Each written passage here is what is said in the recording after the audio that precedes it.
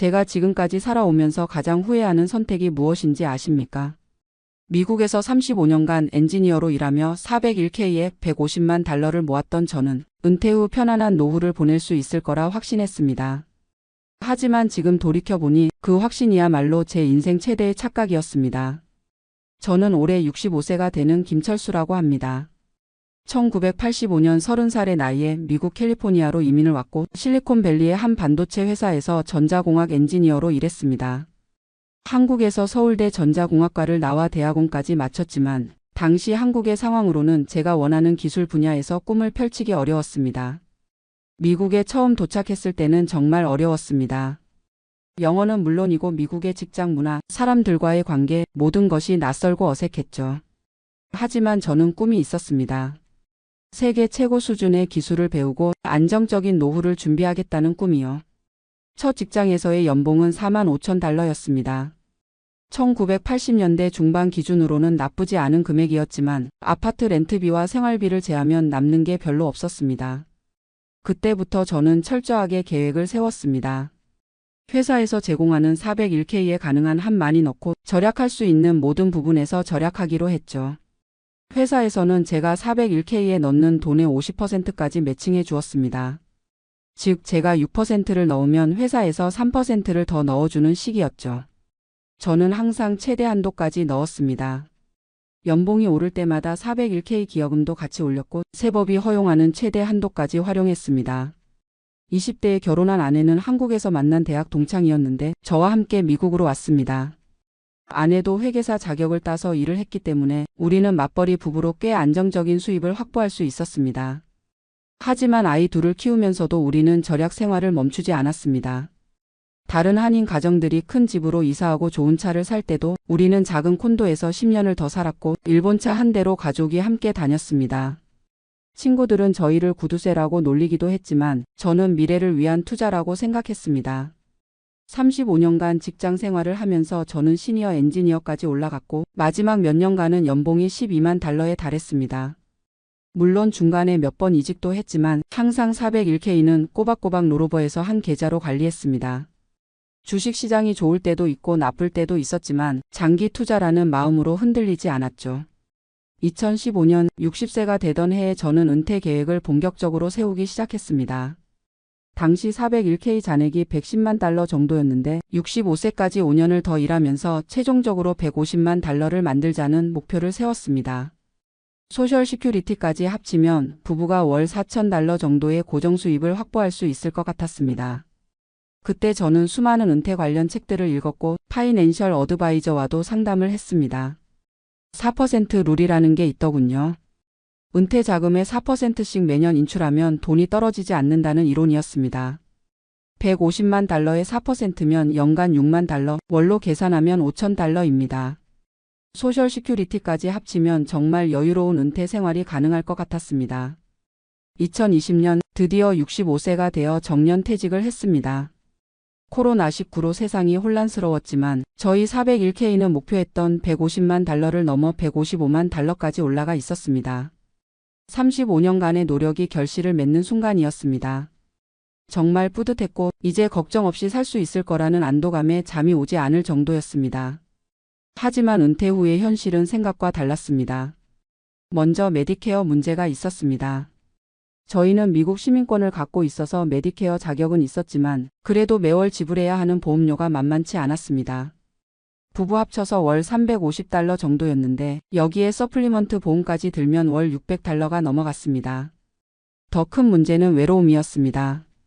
35년간 바쁘게 살아오느라 인간관계를 제대로 만들지 못했던 저희는 은퇴 후 갑자기 할 일이 없어지자 무료함과 고립감에 시달렸습니다.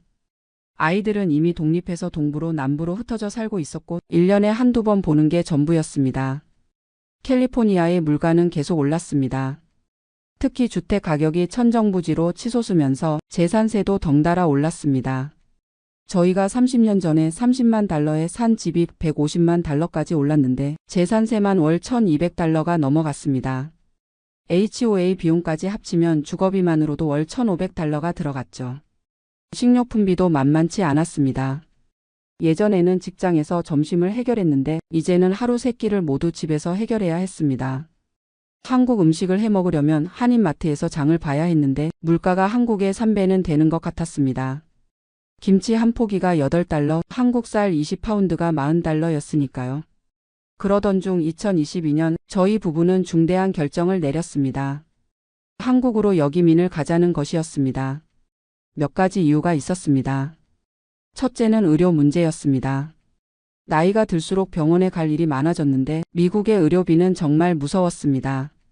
메디케어가 있어도 본인 부담금이 만만치 않았고 특히 처방 약값이 엄청났습니다. 아내가 혈압약을 먹기 시작했는데 월 약값만 200달러가 넘어갔습니다. 둘째는 문화적 그리움이었습니다. 35년을 살았어도 미국 문화에 완전히 적응할 수는 없었습니다. 특히 은퇴 후 시간이 많아지면서 한국의 삶과 들, 고향의 음식과 정서가 더욱 그리워졌습니다. 미국의 한인 커뮤니티도 있었지만 뭔가 어정쩡한 느낌이 들었습니다. 셋째는 경제적 계산이었습니다. 한국의 물가가 미국보다 저렴하고 특히 의료비는 비교할 수 없을 정도로 싸다고 들었습니다. 미국에서 월 5,000달러로 살던 생활을 한국에서는 3,000달러면 더 풍요롭게 살 수 있을 거라고 생각했습니다. 결정이 서자 실행에 옮겼습니다. 먼저 캘리포니아에 집을 팔았습니다. 150만 달러에 팔렸는데 부동산 수수료와 각종 세금을 제하니 실제로 손에 남은 돈은 140만 달러 정도였습니다. 401k 155만 달러와 집값 140만 달러 그리고 기타 저축까지 합쳐서 총 320만 달러의 자산을 갖고 한국행을 결정했습니다. 한국 달러로 환산하면 약 40억 원이었습니다. 한국에서는 정말 여유로운 생활을 할 수 있을 거라고 확신했습니다. 2023년 봄 저희는 38년 만에 한국 땅을 밟았습니다. 인천공항에 내리는 순간 고향의 냄새가 물씬 풍겨왔습니다. 정말 오랜만에 느끼는 설렘이었습니다.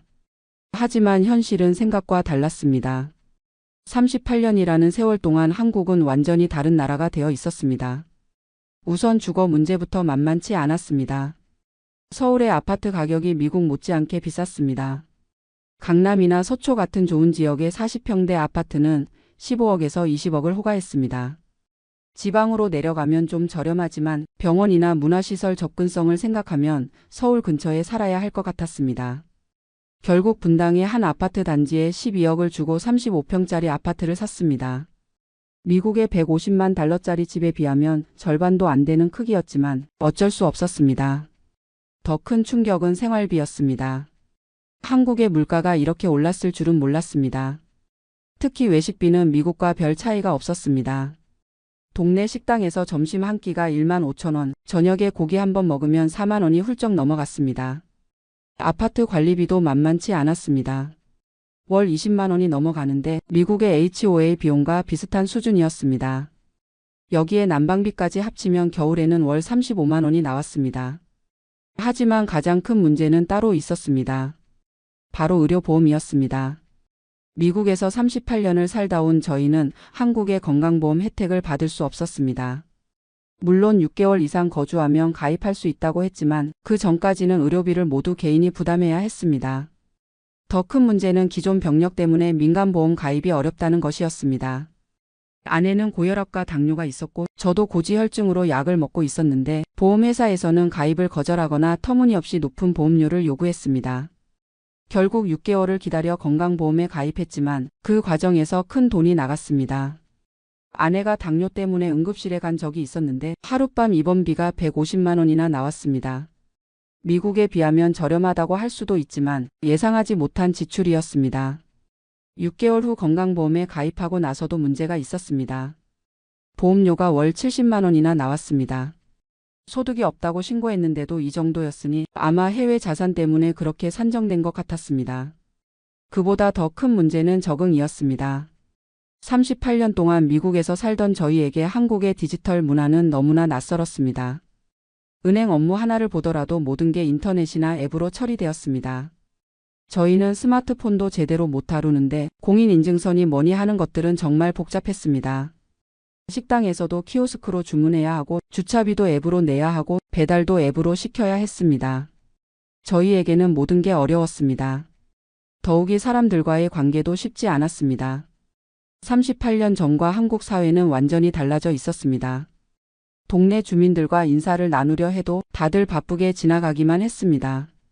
미국에서는 그래도 이웃끼리 간단한 인사라도 나눴는데 한국에서는 그마저도 어색했습니다.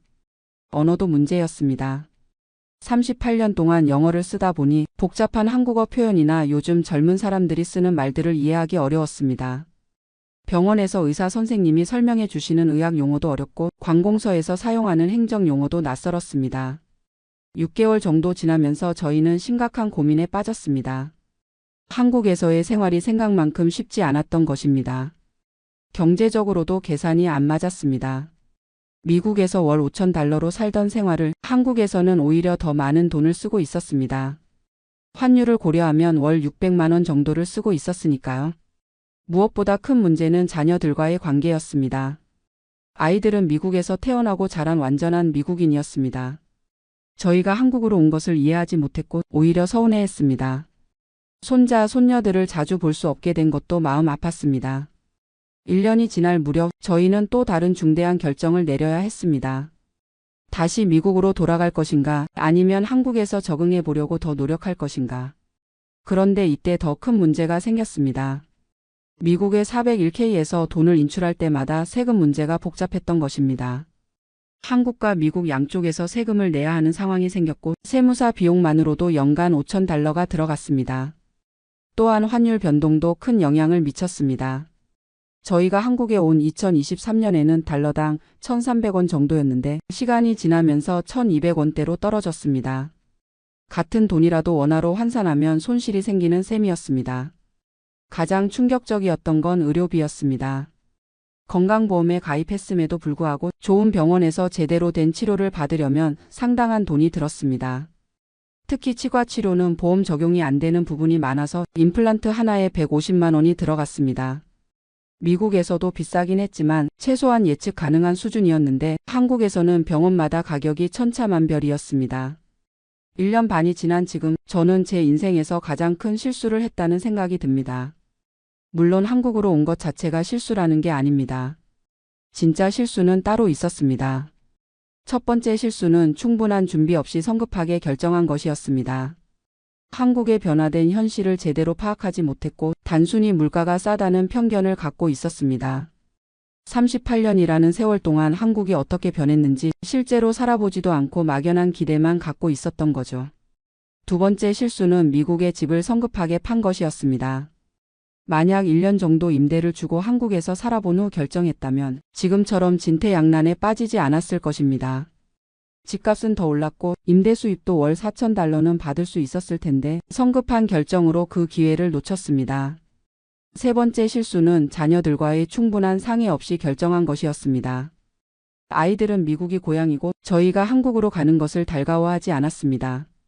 가족의 화합보다 개인적인 로망을 우선시한 것이 후회됩니다. 네 번째 실수는 건강보험에 대한 잘못된 정보였습니다. 단순히 한국의 의료비가 싸다는 것만 알고 있었지 실제로 외국에서 오래 살던 사람이 한국의 건강보험 혜택을 받기까지의 과정이나 그 과정에서 발생하는 비용들을 계산하지 못했습니다. 하지만 가장 큰 실수는 돈에만 매몰되어 살았다는 것입니다. 35년간 401k의 돈을 모으는 것에만 집중하느라 정작 중요한 것들을 놓쳤습니다. 인간관계, 취미, 건강관리, 진정한 행복이 무엇인지에 대한 고민 없이 오로지 은퇴자금 모으기에만 매달렸던 것이 후회됩니다. 150만 달러라는 큰 돈을 모았다고 해서 모든 문제가 해결되는 것은 아니었습니다.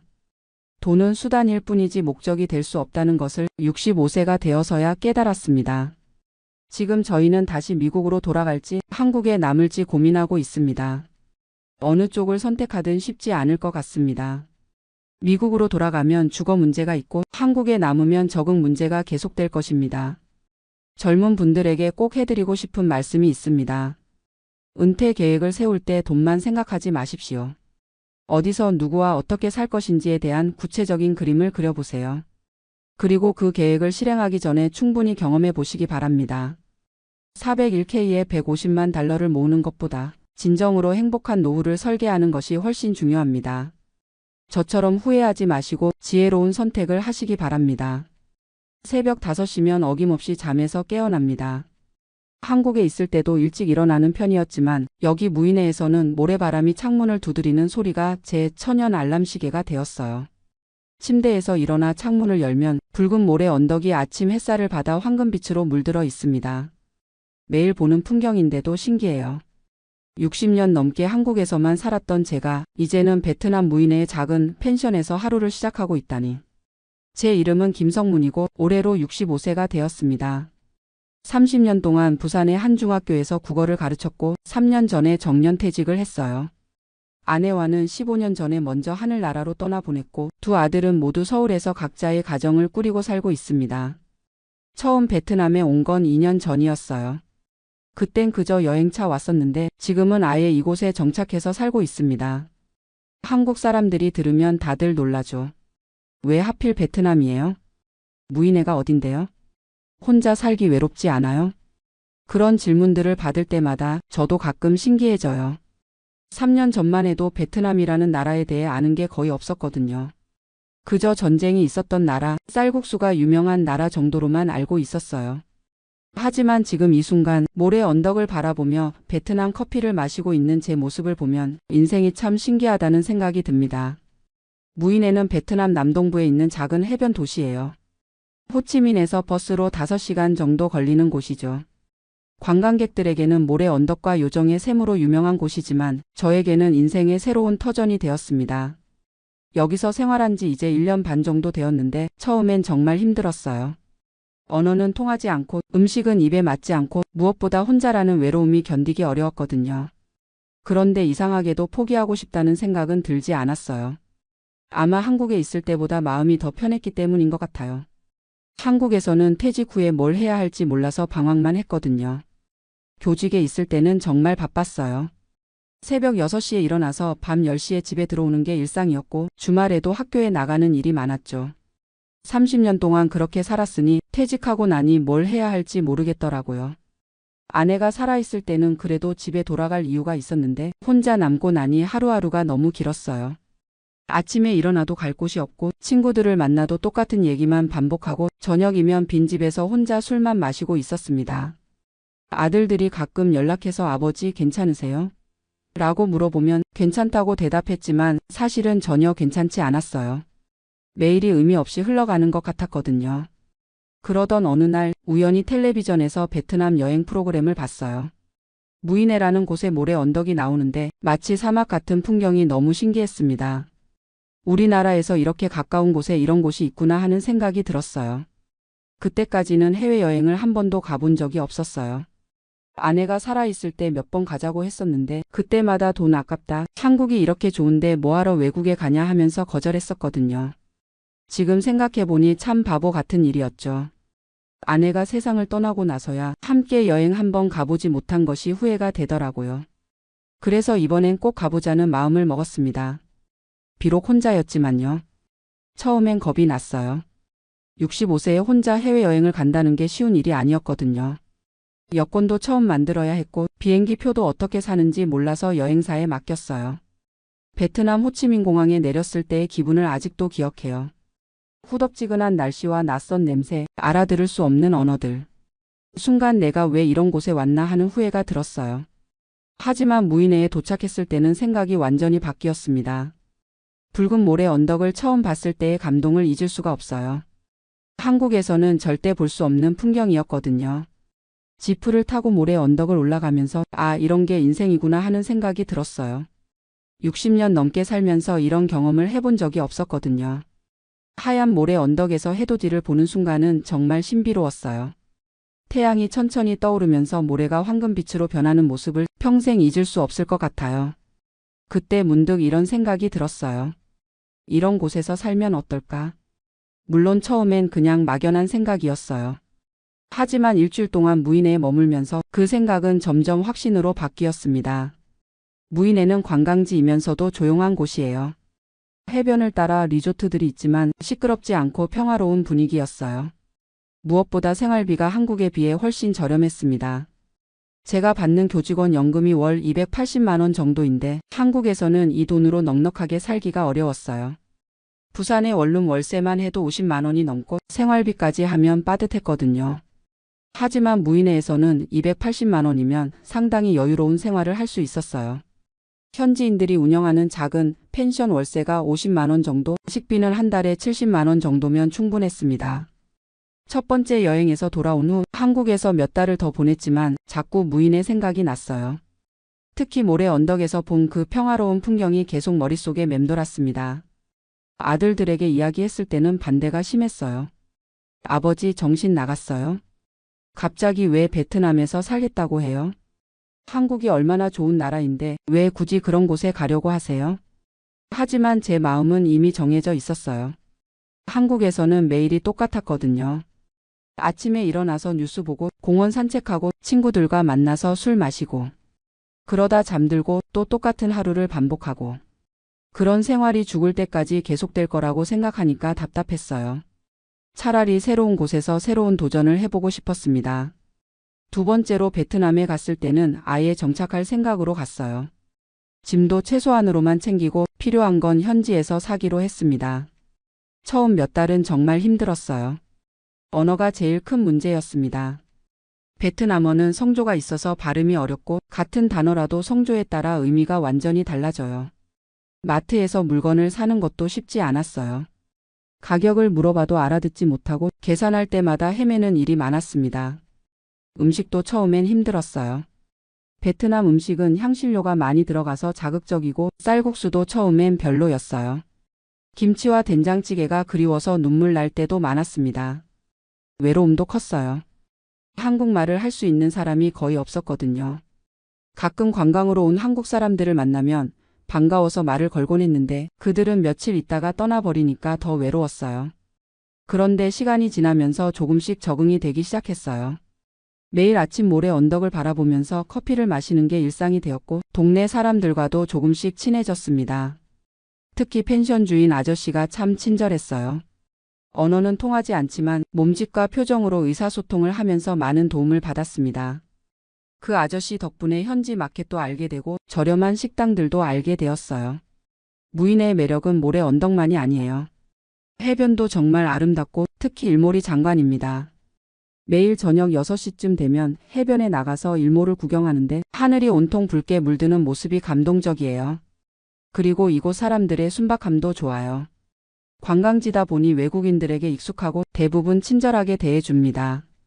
물론 가끔 바가지를 씌우려는 사람들도 있지만 대체로는 정직하고 착한 사람들이에요.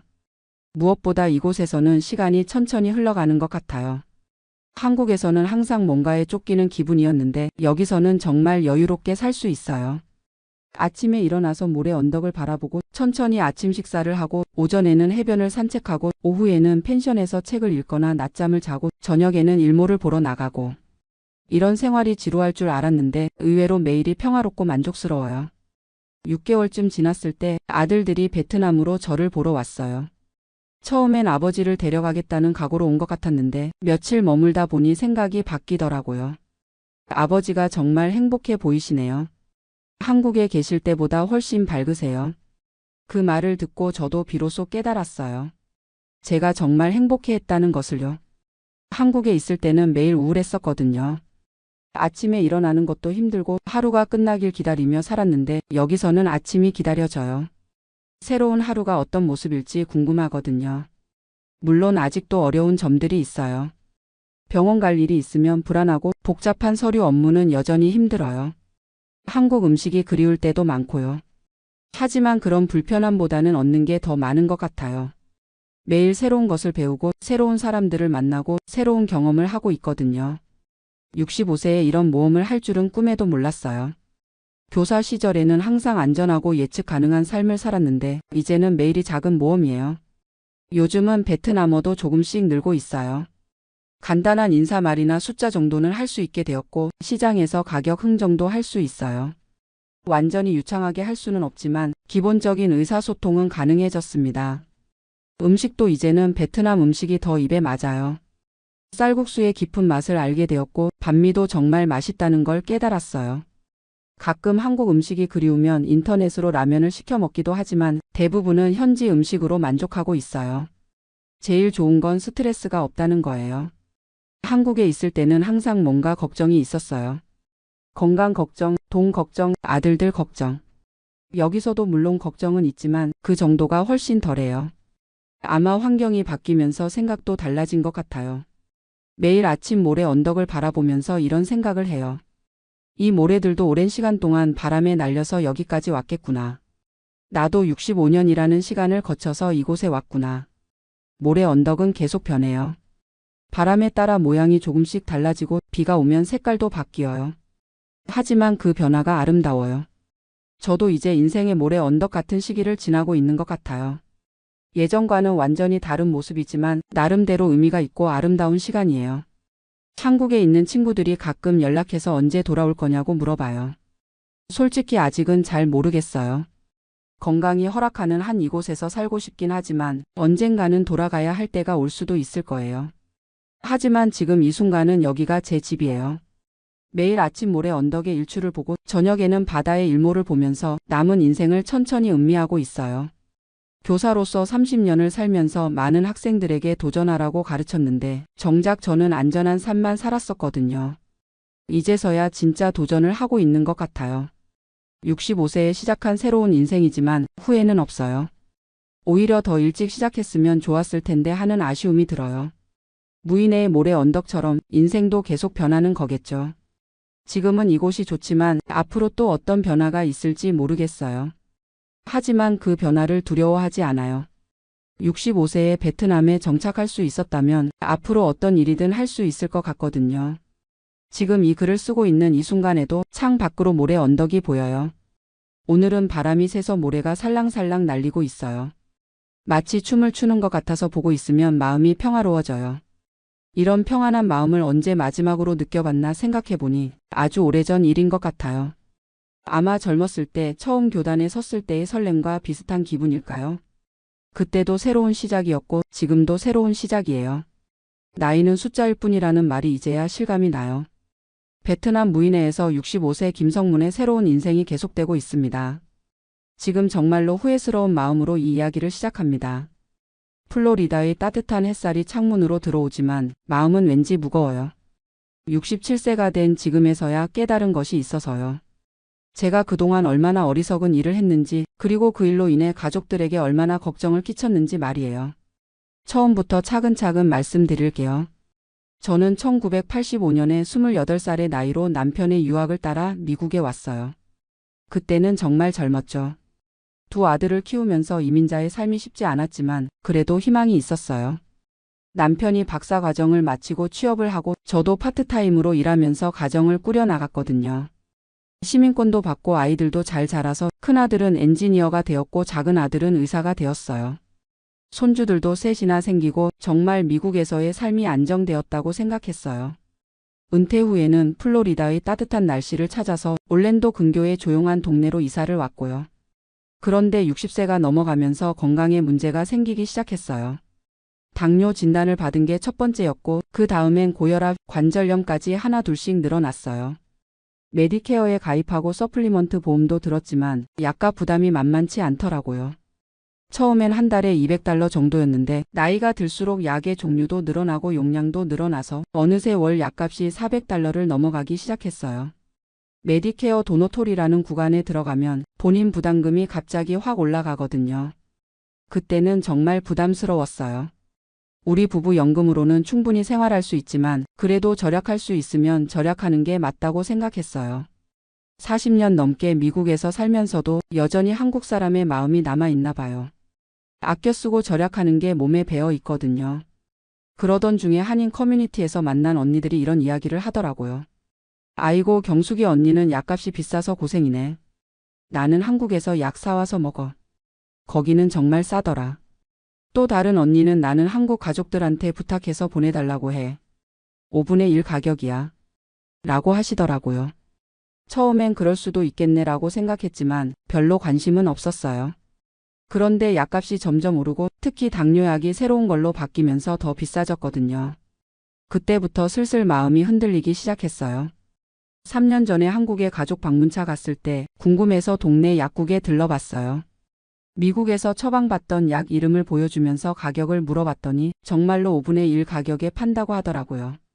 그런데 처방전이 없어서 살 수가 없다고 하더라고요. 그때는 아쉽긴 했지만 포기했어요. 그런데 한국에 있는 시누이가 제 상황을 알고는 이런 약은 여기서 쉽게 살 수 있어. 내가 보내줄까? 라고 제안을 하더라고요. 처음엔 아니야, 괜찮아라고 거절했는데 시누이가 계속 권하면서 가족인데 뭘 그래. 미국이 워낙 의료비가 비싸다는 거 나도 알아라고 하더라고요. 사실 시누이는 예전부터 저한테 잘해줬어요. 제가 미국에 처음 왔을 때도 한국에서 이런저런 걸 보내주곤 했거든요. 그래서 마음이 더 흔들렸던 것 같아요. 그래, 한 번만 해보자라는 생각이 들었어요. 그래서 시누이에게 제가 먹는 당뇨약과 혈압약 이름을 알려주고 한국에서 구매해서 보내달라고 부탁했어요. 한 달 후에 우편으로 받아본 약들이 정말 신기했어요. 포장도 비슷하고 성분도 똑같아 보이더라고요. 먹어보니까 효과도 똑같고 부작용도 없었어요. 그런데 무엇보다도 놀라운 건 가격이었어요. 미국에서 $400 쓸 돈이 한국에서는 $50면 됐거든요. 시누이가 우편비까지 포함해서 계산해도 $100 정도였어요. 한 달에 $300를 아낀 거예요. 그때 정말 기분이 좋았어요. 그 성공에 자신감을 얻어서 다른 약들도 하나둘씩 한국에서 주문하기 시작했어요. 관절 염약, 소화제, 비타민까지요. 시누이뿐만 아니라 조카들에게도 부탁했어요. 이모, 이거 하나만 더 사서 보내줘라고요. 한인 커뮤니티 친구들에게도 자랑스럽게 이야기했어요. 나 이제 약값 걱정 없어. 한국에서 사면 정말 싸거든. 친구들도 어머 어떻게 하는 거야? 라면서 관심을 보였어요. 저는 마치 큰 비법을 발견한 사람처럼 뿌듯했어요. 그런데 나름대로 이유가 있다고 생각했어요. 미국 의료비가 너무 비싸니까 어쩔 수 없잖아. 약은 똑같은 거고 단지 가격만 다른 건데 뭐가 문제야? 라고 말이에요. 40년 넘게 미국에서 세금도 내고 성실하게 살았는데 이 정도는 괜찮다고 생각했어요. 그런데 어느 날부터 이상한 일들이 일어나기 시작했어요. 정기 검진에서 담당 의사가 의아해 하더라고요. 약을 제대로 드시고 계신 것 같은데 혈압이 잘 조절이 안 되네요. 혹시 약을 빼먹거나 하시는 일은 없으세요? 라고 물어보더라고요. 저는 아니요, 매일 빠짐없이 먹고 있어요 라고 대답했어요. 사실 한국에서 온 혈압약이 미국 처방과 미묘하게 다른 성분이었는데 그때는 대수롭지 않게 생각했어요. 비슷한 거니까 괜찮겠지라고 말이에요. 또 뉴스에서 우편물 검사가 강화된다는 소식을 봤지만 설마 내가 걸리겠어? 라고 생각했어요. 그런데 큰아들이 제 약 주문 이야기를 듣고는 걱정을 하더라고요. 엄마, 그런 거 위험할 수도 있어요. 미국에서 정식으로 처방 받으세요. 저는 좀 기분이 상했어요. 아들아, 엄마가 40년 넘게 살아본 경험이 있어. 괜찮다니까. 라고 말했어요. 사실 젊었을 때도 한국 음식이나 화장품, 옷 같은 걸 직접 가져와서 절약했던 경험이 많았거든요. 나는 이런 일에 베테랑이야 라는 자신감이 있었어요. 40년간 이민 생활하면서 나름대로 시스템을 구축해온 노하우에 대한 자부심도 있었고요. 미국 시스템을 완전히 믿지 않는 마음도 있었어요. 그런데 작년에 정말 큰 일이 벌어졌어요. 어느 날 집에 세관에서 보낸 편지가 도착한 거예요. 시누이가 보낸 약 패키지가 검사에 걸려서 압수되었다는 통지서였어요. 그때 정말 깜짝 놀랐어요. 처음엔 이번 한 번만 걸린 거겠지라고 생각했는데 마음 한편이 불안해지기 시작했어요. 그래서 인터넷으로 관련 정보를 찾아봤더니 정말 충격적인 사실을 알게 됐어요. 처방약을 해외에서 반입하는 것이 법적으로 문제가 될 수 있다는 거예요. FDA 승인되지 않은 약물은 아예 불법이고 승인된 것도 개인용 소량만 허용된다는 규정이 있더라고요. 지금까지 제가 한 일이 모두 위법이었다는 걸 그때서야 깨달았어요. 더 심각한 건 건강상 문제까지 생긴 거예요. 한국에서 온 혈압약을 먹은 지 몇 개월 후부터 어지럼증과 심장 두근거림 증상이 시작됐어요. 혈압도 계속 불안정했고요. 담당 의사에게 정확한 약물 정보를 제공하지 않았기 때문에 정확한 진단과 치료가 어려워진 거예요. 뒤늦게 한국 약 성분을 자세히 확인해 보니 미국 처방과 미묘한 차이가 있었어요. 주성분은 같지만 부성분이나 코팅제가 달랐던 거예요. 그런 작은 차이가 제 몸에는 큰 영향을 준 거였어요. 결국 의사에게 한국에서 약을 가져와 먹고 있었다고 고백할 수밖에 없었어요. 의사는 정말 충격받은 표정으로 말했어요. 그런 식으로 하시면 제가 치료하기 어렵습니다. 정확한 복용 이력을 모르면 적절한 치료 계획을 세울 수 없어요. 환자분의 안전을 위해서라도 이런 일은 절대 하시면 안 됩니다. 그때 의사와의 관계가 정말 어색해졌어요. 집에 돌아와서 아들들에게 상황을 알렸더니 두 아들 모두 크게 실망하더라고요. 큰아들은 엄마 우리가 그렇게 말렸는데 왜 그러셨어요? 만약에 큰일 났으면 어떻게 하려고 그러셨어요? 라고 했어요. 작은 아들은 의사라서 더 심각하게 받아들이더라고요. 엄마 약물 상호작용이나 부작용이 얼마나 위험한지 아세요? 정말 무서운 일이었어요. 며느리들도 걱정하며 앞으로는 절대 그러지 말라고 당부했어요. 손주들까지 할머니 약은 꼭 병원에서 받아서 드셔야 해요라고 하더라고요. 그때 정말 가족관계에 균열이 생긴 것 같아서 마음이 아팠어요. 한국 가족들과의 관계도 복잡해졌어요. 시누이에게 더 이상 약을 보내지 말아달라고 요청했는데 시누이는 이해하지 못하더라고요. 왜? 그동안 잘 됐잖아. 한 번 걸린 거 가지고 너무 겁먹는 거 아니야? 오히려 미국에서 너무 오래 살아서 한국 가족도 믿지 못하게 됐다며 서운해했어요. 혼자 있는 시간이 늘어나면서 지난 3년간의 행동들을 되돌아보게 됐어요. 돈을 아끼려다가 건강을 해치고 가족 관계를 상하게 하고 법까지 어겼다는 사실에 깊은 후회가 들었어요. 내가 왜 그랬을까? 라는 자책감이 계속 들었어요. 그래서 다시 의료비 절약 방법을 정당하게 찾아보기 시작했어요. 제네릭 약물 옵션이 있는지, 약국별로 가격 비교를 해보고 제약회사 환자 지원 프로그램이 있는지, 메디케어 플랜을 바꿀 수 있는지 꼼꼼히 조사했어요. 그랬더니 생각보다 합법적인 절약 방법들이 많다는 걸 발견했어요. 담당 의사에게 진심으로 사과하고 앞으로는 모든 것을 투명하게 공개하겠다고 약속했어요. 의사도 이해해주며 환자분의 경제적 부담을 줄일 수 있는 방법들을 함께 찾아보죠라고 협조적으로 나서줬어요. 그때 정말 고마웠어요. 의사와 상담해서 효과는 같지만 더 저렴한 제네릭 약물로 바꿨어요. 약국 할인 프로그램에도 가입하고 제약회사 환자 지원 프로그램도 신청했어요. 메디케어 플랜도 약값 부담이 적은 걸로 변경했어요. 그랬더니 월 약값이 $400에서 $180로 줄어들었어요. 한국에서 사는 것만큼은 아니지만 그래도 상당히 절약이 된 거예요. 아들들에게 엄마가 깨달았다는 걸 보여주기 위해 모든 약물 목록과 복용법을 정리해서 공유했어요. 응급 상황에 대비해서 어떤 약을 먹고 있는지, 부작용은 뭔지 다 정리해뒀어요. 며느리들도 안심하며 다시 예전처럼 따뜻하게 대해줬어요. 가족 관계가 원래대로 회복된 거예요. 이번 경험을 통해 정말 많은 걸 깨달았어요. 나이가 들수록 더욱 신중해야 한다는 것, 젊었을 때의 경험과 자신감이 오히려 독이 될 수 있다는 것, 이민자로서 두 나라 시스템을 잘 안다는 착각이 위험했다는 것을 말이에요. 무엇보다도 정직함이 결국 최선이라는 걸 깨달았어요. 지금은 2025년 메디케어 개편으로 처방약 연간 본인 부담금이 $2,000로 제한되면서 예전보다 훨씬 부담이 줄어들었어요. 진작 이렇게 됐으면 좋았을 텐데라는 생각도 들지만 어쨌든 지금이라도 제대로 된 시스템 안에서 치료받고 있어서 다행이에요. 한인 커뮤니티에서 만나는 언니들 중에 아직도 한국에서 약을 가져와 먹는 분들이 계세요. 그럴 때마다 제 경험을 이야기해드려요. 언니 정말 위험해요. 저처럼 건강 해치고 가족들 걱정시키지 마세요. 처음엔 뭘 그렇게 예민하게 굴어라고 하시지만 제가 겪은 일을 자세히 말씀드리면 다들 놀라세요. 사실 우리 같은 1세대 이민자들은 절약하고 아끼는 게 몸에 배어 있잖아요. 특히 의료비처럼 비싼 걸 보면 어떻게든 줄여보자라는 생각이 먼저 들어요. 그런 마음은 이해하지만 방법이 잘못되면 큰일 날 수 있다는 걸 이제 알아요. 요즘 젊은 분들은 인터넷으로 정보를 쉽게 찾아보지만 우리 나이대는 그런 게 서툴잖아요. 그러다 보니 카더라 통신에 의존하게 되는 것 같아요. 누구는 이렇게 해서 잘 됐대라는 식으로 말이에요. 하지만 그런 정보는 정확하지 않을 수 있어요. 지금은 약값도 많이 절약하고 건강도 안정적으로 관리하고 있어요. 무엇보다도 의사와의 신뢰 관계가 회복돼서 안심하고 치료받을 수 있어서 좋아요. 가족들도 더 이상 걱정하지 않고요.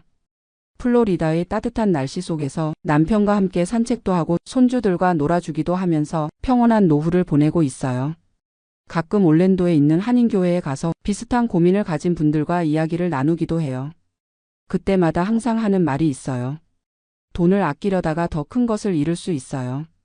합법적인 방법은 얼마든지 있으니까 꼼수 부리지 마세요. 가족의 건강과 안전이 가장 중요하다는 것, 그리고 정직하게 사는 게 결국 최선이라는 걸 말이에요. 67년을 살아오면서 이런 실수를 한 게 부끄럽지만 그래도 깨달을 수 있어서 다행이라고 생각해요.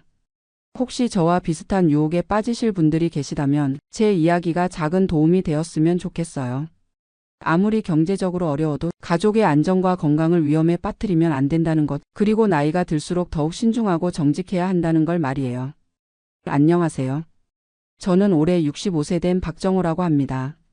지난해 11월에 캘리포니아에서 플로리다로 이주한 은퇴자입니다. 오늘 이렇게 사연을 보내게 된 이유는 정말 많은 분들이 저와 같은 고민을 하고 계실 것 같아서입니다. 지금 플로리다 템파 근교의 작은 타운하우스에서 아내와 단둘이 살고 있는데요. 솔직히 말씀드리면 이렇게 여유롭고 평온한 생활을 할 수 있을 거라고는 상상도 못했습니다. 매일 아침 7시에 일어나서 동네 호수 주변을 산책하고 오후에는 아내와 함께 골프를 치거나 도서관에서 책을 읽으며 시간을 보냅니다. 무엇보다 놀라운 건 생활비입니다. 캘리포니아에서 매년 25,000달러씩 내던 재산세가 여기서는 연간 3,000달러도 안 됩니다. 소득세도 없고 상속세도 없고 정말 은퇴자에게는 천국 같은 곳이에요. 하지만 여기까지 오는 과정이 결코 쉽지만은 않았습니다. 30년 동안 뿌리 내리고 살던 캘리포니아를 떠난다는 것, 특히 두 딸이 모두 그곳에 살고 있는 상황에서 이주를 결심하기까지는 정말 많은 고민이 있었거든요. 저희가 처음 미국에 온 건 1995년이었습니다. 당시 저는 삼성전자에서 근무하던 30세의 젊은 엔지니어였고 회사에서 미국 법인으로 파견을 보내준다고 했을 때 정말 기뻤습니다. 아내 미영이도 간호사 자격증을 가지고 있어서 미국에서도 일할 수 있다는 자신감이 있었죠. 처음에는 2년 정도만 있다가 한국으로 돌아갈 생각이었습니다. 하지만 막상 미국에서 생활해보니 아이들 교육 환경도 좋고 회사에서도 계속 미국에 남아서 일해달라고 하더라고요. 그래서 영주권을 받고 정착하게 되었습니다. 처음 정착한 곳이 캘리포니아 세너제이였습니다. 실리콘밸리의 중심지 중 하나로 IT 회사들이 많이 몰려 있는 곳이었죠. 삼성전자 미국 연구소도 그곳에 있었고요. 그때만 해도 세너제이의 집값이 지금처럼 비싸지는 않았습니다. 1997년에 4베드룸 2.5배수룸짜리 단독주택을 45만 달러에 샀는데 당시로서는 꽤 큰 결심이었지만 그래도 감당할 만한 수준이었어요. 월 모기지가 2,500달러 정도였고 재산세는 연간 5,000달러 정도였습니다. 아내도 지역 병원에서 간호사로 일하기 시작했고 첫째 딸 지수가 태어나고 2년 후에 둘째 딸 지민이도 태어났습니다. 정말 행복한 시절이었어요. 주말마다 아이들을 데리고 산호세 다운타운을 구경하거나 샌프란시스코까지 드라이브를 가곤 했습니다. 아이들은 현지 공립학교를 다녔는데 세너제이 학군이 캘리포니아에서도 최고 수준이었거든요. API 점수가 900점 넘는 초등학교들이 즐비했고 고등학교도 UC 버클리나 스탠포드 진학률이 높기로 유명했습니다. 하지만 2000년대 들어서면서 상황이 바뀌기 시작했습니다. 닷컴 붐이 일어나면서 실리콘밸리로 돈과 사람들이 몰려들었고 집값이 무서운 속도로 치솟기 시작한 거예요. 저희가 45만 달러에 산 집이 2005년에는 80만 달러, 2010년에는 100만 달러를 넘어섰습니다. 집값이 오르는 건 좋다고 생각할 수 있지만 문제는 재산세였습니다. 캘리포니아는 프로포지션 13이라는 법이 있어서 매년 재산세 증가율을 최대 2%로 제한하고 있긴 하지만 그래도 계속 오르는 건 사실이었거든요. 더 큰 문제는 각종 스페셜 텍스들이었습니다. 학교 개선을 위한 교육세, 도서관 건설을 위한 도서관세, 공원 정비를 위한 공원세, 이런 식으로 매년 새로운 세금들이 추가되었습니다. 2010년경에는 연간 재산세가 12,000달러까지 올랐고 2015년에는 18,000달러, 2020년에는 22,000달러까지 치솟았습니다. 특히 2020년 코로나 이후에 집값이 급등하면서 재산세도 함께 뛰었어요. 그때 저희 집 시세가 150만 달러 정도 됐는데 연간 재산세가 25,000달러까지 올랐습니다. 월로 따지면 2,000달러가 넘는 금액이었어요. 모기지는 이미 다 갚은 상태였는데도 매달 2,000달러씩 나가는 거죠. 아내와 저는 2020년에 각각 은퇴를 했습니다. 저는 30년간 삼성에서 일했고 아내도 23년간 간호사로 일했거든요. 다행히 401k와 연금으로 노후 준비는 어느 정도 되어 있었지만 문제는 고정 지출이었습니다. 은퇴 후 수입은 줄었는데 재산세는 계속 오르고 캘리포니아 주 소득세도 연금 소득에 대해 7.25%를 매기더라고요. 연방세까지 합치면 세금만으로 연간 2만 달러 이상 나갔습니다. 그리고 생활비도 만만치 않았어요. 세너제이 지역이 워낙 물가가 비싸서 마켓에서 장을 보는 것도 부담스러웠습니다. 한국 마켓에서 김치를 사면 한 포기에 8달러, 갈비는 파운드당 16달러까지 했거든요. 외식비는 더 심했습니다. 동네 한식당에서 점심을 먹으면 둘이서 50달러는 기본이었고 저녁 식사라도 하면 80달러에서 100달러까지 나왔어요. 팁까지 포함하면 정말 부담스러운 수준이었습니다. 의료비도 문제였습니다. 메디케어가 있긴 하지만 모든 것을 커버해 주지는 않거든요. 서플리먼트 보험료가 월 300달러씩 들었고 치과 치료비는 별도였습니다. 아내가 임플란트를 하나 해야 했는데 3,000달러가 나왔어요. 이런 상황이 2년 정도 지속되니까 스트레스가 이만저만이 아니었습니다. 은퇴해서 여유롭게 살 줄 알았는데 매달 나가는 돈을 계산하느라 밤잠을 설치는 날들이 많았어요. 특히 2022년에 재산세가 27,000달러까지 오르면서 정말 심각하게 다른 방법을 생각해 봐야겠다는 생각이 들었습니다. 매년 3만 달러 가까이를 세금으로만 내는 게 말이 되나 싶었거든요. 그래서 인터넷을 뒤져가며 은퇴자들이 많이 이주하는 주들을 알아보기 시작했습니다. 텍사스, 플로리다, 네바다 이런 곳들이 세금 부담이 적다고 하더라고요. 처음에는 텍사스를 고려했습니다. 소득세가 없고 재산세도 캘리포니아보다는 낮다고 했거든요. 휴스턴이나 댈러스 지역에 한인 커뮤니티도 있고요. 하지만 텍사스도 재산세가 만만치 않더라고요. 전체적으로는 1.8%에서 2.5% 정도 되니까 집값이 50만 달러라고 해도 연간 9,000달러에서 1만 2,000달러는 내야 하는 거였어요. 그리고 여름 날씨가 너무 덥다는 얘기도 많이 들었습니다. 7월, 8월에는 화씨 100도를 넘나드는 날들이 계속된다고 하더라고요. 나이 들어서 그런 더위를 견딜 자신이 없었습니다. 네바다도 비슷한 문제가 있었어요. 라스베이거스는 너무 건조하고 먼지가 많다고 하고 리노는 겨울에 눈이 많이 온다고 하더라고요. 그러다가 플로리다에 대해 알게 되었습니다. 인터넷 은퇴자 포럼에서 플로리다로 이주한 분들의 후기를 읽어보니 정말 장점이 많더라고요. 일단 소득세가 아예 없습니다. 연금 소득에 대해서도 세금을 안 매기고 401k에서 돈을 인출해도 주세는 없어요. 상속세도 없고요. 재산세도 캘리포니아에 비하면 정말 저렴합니다. 평균적으로 0.8% 정도 되니까 50만 달러짜리 집이라면 연간 4,000달러 정도만 내면 되는 거예요. 그리고 홈스테드 익셉션이라는 제도가 있어서 주거용 주택의 경우 5만 달러까지는 재산세를 면제해 준답니다. 실제로는 더 적게 내는 셈이죠. 날씨도 괜찮다고 하더라고요. 플로리다 하면 덥다고 생각하기 쉬운데 의외로 겨울에는 서늘하고 습도도 낮아서 살만하다는 거예요. 특히 템파나 올랜도 같은 내륙 지역은 바닷바람의 영향을 받아서 여름에도 견딜만하다고 했습니다. 의료시설도 좋다고 하더라고요. 은퇴자들이 많이 몰려 사니까 병원들도 그에 맞춰 발달했다는 거예요. 메이오 클리닉 같은 유명한 병원들도 플로리다에 지점이 있고요. 무엇보다 생활비가 저렴하다는 점이 가장 매력적이었습니다. 같은 돈으로 캘리포니아보다 훨씬 넓고 좋은 집에서 살 수 있고 식료품비도 20에서 30%는 저렴하다고 하더라고요. 하지만 막상 이주를 결정하려니 쉽지 않았습니다. 가장 큰 걱정은 두 딸이었어요. 지수는 샌프란시스코에서 변호사로 일하고 있고 지민이는 세너제이에서 구글 엔지니어로 근무하고 있거든요. 둘 다 결혼해서 손주들도 있는 상황이었습니다. 특히 지수 딸이 작년에 둘째를 낳았는데 저희가 베이비시터 역할을 많이 해주고 있었거든요. 갑자기 플로리다로 가버리면 딸들이 얼마나 당황스러울까 하는 생각이 들었어요. 아내도 처음에는 반대했습니다. 30년 동안 쌓아온 인맥들을 다 포기하고 새로운 곳에서 시작한다는 게 부담스럽다는 거였어요. 나이 60이 넘어서 새로운 친구들을 사귈 수 있을지도 의문이라고 하고요. 하지만 2022년 말경에 결정적인 계기가 생겼습니다. 이웃집 김 선생님 부부가 먼저 플로리다로 이주를 하신 거예요. 김 선생님은 저보다 5살 위인 70세였는데 역시 삼성에서 일하셨던 분이었습니다. 김 선생님께서 플로리다에서 보내주신 사진들을 보니까 정말 부러웠어요. 골프장이 딸린 커뮤니티에 사시는데 집도 캘리포니아보다 훨씬 크고 예쁘더라고요. 무엇보다 표정이 정말 밝아 보이셨어요. 전화통화를 해보니 김 선생님도 처음에는 많이 걱정하셨다고 하더라고요. 하지만 막상 와보니 생활비는 절반으로 줄고 날씨도 생각보다 좋고 한인들도 생각보다 많이 살고 있다는 거예요. 특히 템파 지역에는 한인 교회도 여러 군데 있고 한국 마켓도 2곳이나 있다고 하더라고요. 한국 음식을 먹고 싶으면 언제든지 재료를 구할 수 있다는 얘기였습니다. 그 얘기를 듣고 나서 아내도 마음이 조금씩 바뀌기 시작했어요. 그래서 2023년 2월에 플로리다 탐방을 가보기로 했습니다. 일주일 정도 체류하면서 여러 지역을 둘러보기로 한 거죠. 처음 간 곳이 마이애미였는데 너무 번잡하고 집값도 비싸더라고요.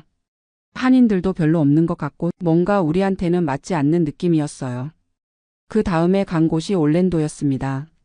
디즈니 월드로 유명한 곳이잖아요. 관광지라서 그런지 좀 어수선하다는 느낌이 들었고 집값도 생각보다 높더라고요.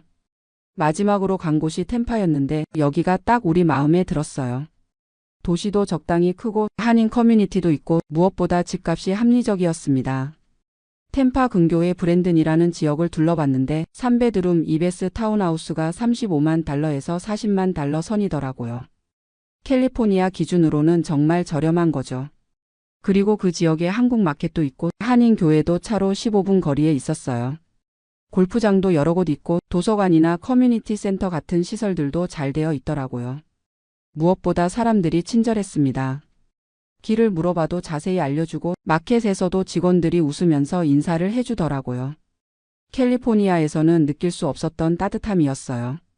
일주일 탐방을 마치고 캘리포니아로 돌아온 후 아내와 진지하게 상의를 했습니다.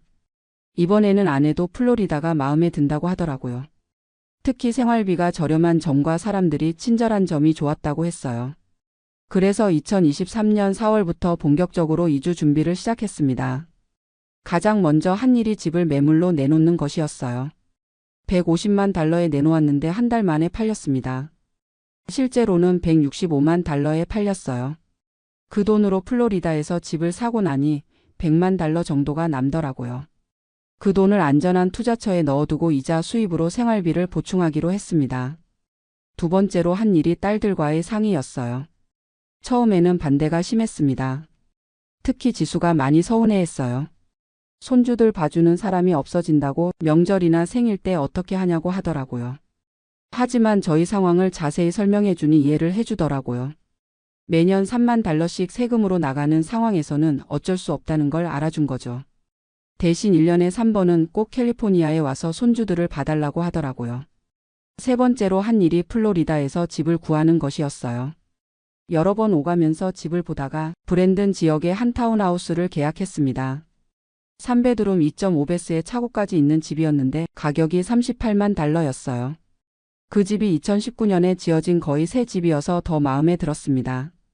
주방도 모던하게 리모델링 되어 있고 바닥도 전부 우드 플로어로 되어 있더라고요. 무엇보다 커뮤니티 시설이 좋았어요. 수영장, 체육관, 클럽하우스까지 다 있었거든요. 계약을 하고 나서 한 달 정도 기다리다가 2023년 10월에 드디어 이사를 했습니다. 30년 동안 모은 짐들을 정리하는 게 가장 힘들었어요. 트럭 한 대 분량으로 줄이려니 정말 많은 것들을 포기해야 했거든요. 하지만 막상 플로리다에 와서 생활해보니 후회가 전혀 없어요. 오히려 더 일찍 올 걸 하는 생각이 들 정도입니다. 일단 재산세가 연간 2,800달러예요. 캘리포니아에서 27,000달러 내던 것과 비교하면 10분의 1 수준이죠. 매월 2,000달러씩 아끼는 셈입니다. 소득세도 없으니까 연금 소득에서 주세 7.25%가 절약되고요. 저희 연금 소득이 연간 8만 달러 정도 되니까 주세만으로도 연간 5,800달러를 아끼는 거예요. 생활비도 정말 많이 줄었습니다. 같은 재료로 장을 봐도 30%는 저렴해요. 특히 한국 마켓에서 파는 물건들이 캘리포니아보다 훨씬 싸더라고요. 김치가 한 포기에 5달러, 갈비가 파운드당 12달러였어요. 외식비도 마찬가지예요. 한 식당에서 점심을 먹어도 둘이서 30달러면 충분하고 저녁 식사를 해도 50달러 정도면 배부르게 먹을 수 있어요. 의료비도 저렴해졌습니다. 같은 메디케어 서플리먼트 보험인데 월 보험료가 200달러로 줄었어요. 치과 치료비도 캘리포니아의 70% 수준이더라고요. 무엇보다 스트레스가 확 줄었어요. 매달 나가는 고정비가 절반 이하로 줄어드니까 돈 걱정을 안 하고 살 수 있게 된 거죠. 날씨도 생각보다 좋습니다. 지금이 1월인데 낮 기온이 화씨 70도에서 75도 정도 되거든요. 밤에는 50도대로 떨어지니까 에어컨이나 히터를 틀 필요가 없어요. 여름에는 좀 덥긴 하지만 습도가 높아서 생각보다 견딜만해요. 그리고 한인 커뮤니티가 생각보다 활발합니다. 한인 교회에 나가보니 저희 또래 은퇴자 부부들이 많이 계시더라고요. 다들 캘리포니아나 뉴욕에서 이주해 온 분들이었어요. 교회에서 매주 목요일마다 시니어 모임을 하는데 거기서 골프 모임도 만들고 등산 모임도 만들었어요. 한 달에 한 번씩은 단체로 여행도 가고요. 아내도 교회 봉사 모임에 나가면서 친구들을 사귀었습니다. 매주 화요일마다 모여서 김치를 담그거나 반찬을 만들어서 어려운 분들께 나눠드리는 일을 하고 있어요. 30년 만에 이렇게 보람찬 일을 한다고 정말 기뻐해요. 손주들도 생각보다 자주 볼 수 있어요. 겨울방학, 여름방학 때는 딸들이 아이들을 데리고 놀러와요. 플로리다가 워낙 유명한 관광지라서 아이들도 오고 싶어 하거든요. 디즈니 월드도 차로 1시간 거리에 있고 비치도 가까워서 아이들이 정말 좋아해요. 저희도 1년에 3번 정도는 캘리포니아에 가서 딸들을 만나고 있어요. 비행기표가 편도 $300 정도 하는데 예전에 재산세로 내던 돈 생각하면 전혀 부담되지 않아요. 특히 지난 크리스마스에는 딸들 가족이 모두 플로리다로 놀러 왔는데 정말 행복한 시간이었습니다. 손주들이 할아버지 할머니 집이 캘리포니아 집보다 크고 좋다고 하면서 좋아하더라고요.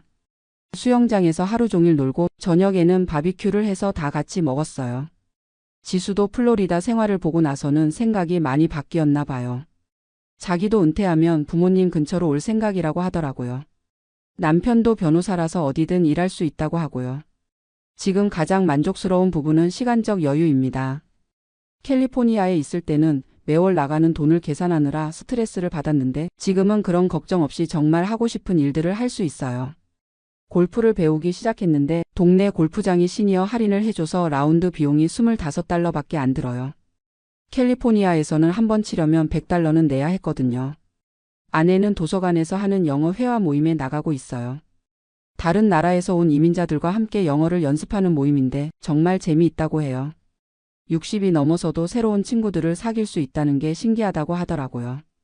건강 관리도 더 잘할 수 있게 되었습니다. 매일 아침 호수 주변을 40분씩 걸으면서 운동하고 오후에는 커뮤니티 체육관에서 가벼운 웨이트 트레이닝을 해요. 캘리포니아에 있을 때는 짬을 내서 운동하기가 쉽지 않았거든요. 의료 서비스도 만족스럽습니다. 템파 제너럴 병원이라는 큰 병원이 근처에 있는데 시설도 좋고 의사들도 친절해요. 예약도 캘리포니아보다 훨씬 쉽게 잡을 수 있고요. 무엇보다 마음의 평화를 찾은 것 같아요. 30년 동안 일하면서 쌓은 스트레스들이 다 사라진 느낌이에요. 매일 아침 일어나면 감사한 마음이 듭니다. 가끔 캘리포니아에 있는 옛 동료들과 전화 통화를 하는데 다들 재산세 부담 때문에 고생하고 있다고 해요. 어떤 분은 재산세가 연간 $35,000까지 올랐다고 하더라고요. 그런 얘기를 들으면 플로리다로 이주한 게 정말 잘한 일이라는 생각이 들어요. 물론 아쉬운 점도 있어요. 캘리포니아의 완벽한 날씨는 그리워요. 1년 내내 화씨 70도 내외의 쾌적한 날씨였거든요. 플로리다는 여름에 좀 덥고 습하긴 해요. 그리고 문화시설은 캘리포니아가 더 다양했던 것 같아요. 샌프란시스코 오페라나 발레 같은 고급 공연들을 자주 볼 수 있었거든요. 플로리다에도 공연장이 있긴 하지만 규모가 좀 작아요. 한국 음식점도 캘리포니아만큼 다양하지는 않아요. LA 코리아타운 같은 곳은 정말 다양한 한국 음식을 먹을 수 있었는데 여기는 선택의 폭이 좀 제한적이긴 해요.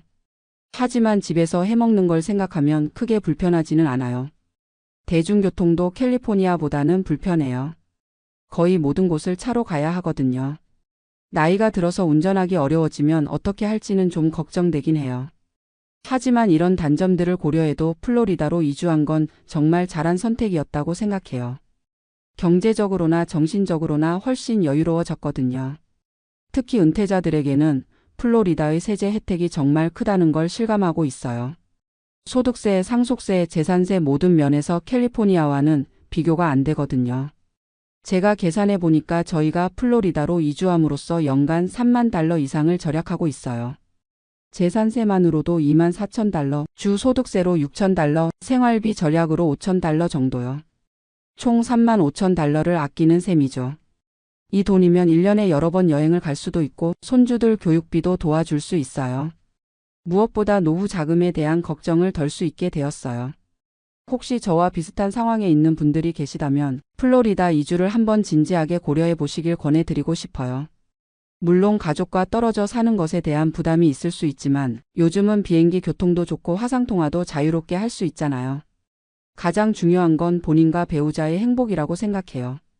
매달 큰 돈이 나가는 스트레스를 받으면서 사는 것보다는 여유롭고 평화로운 환경에서 건강하게 노후를 보내는 게 더 의미 있다고 봐요. 저희는 이제 플로리다가 제2의 고향이 된 것 같아요. 따뜻한 날씨, 친절한 사람들, 저렴한 생활비, 그리고 무엇보다 마음의 평화를 주는 이곳에서 행복한 노후를 보내고 있습니다. 앞으로도 건강 관리 잘하면서 아내와 함께 이곳에서 오래오래 살고 싶어요. 딸들과 손주들도 자주 만나면서요. 캘리포니아 프로퍼티 텍스 때문에 고민하시는 모든 분들께 용기를 내서 새로운 도전을 해보시라고 말씀드리고 싶습니다. 분명히 더 나은 삶을 살 수 있을 거예요.